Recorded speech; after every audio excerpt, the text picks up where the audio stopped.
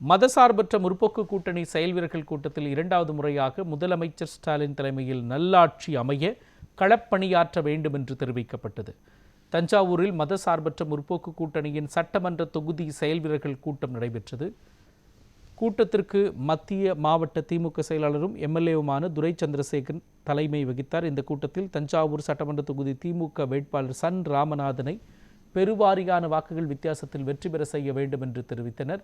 இதேபோல மாவட்டத்தில் உள்ள 8 சட்டமன்ற தொகுதிகளிலும் போட்டியிடும் திமுக மற்றும் கூட்டணி கட்சி வேட்பாளர்களின் வெற்றிக்கு பாடுபட வேண்டும் எனவும் தொடர்ந்து இரண்டாவது முறையாக முதலமைச்சர் மு.க.ஸ்டாலின் தலைமையில் நல்லாட்சி அமைய அனைவரும் களப்பணியாற்ற வேண்டும் எனவும் திமுக மற்றும் கூட்டணி கட்சி தலைவர்கள் சிறப்புரையாற்றினர்.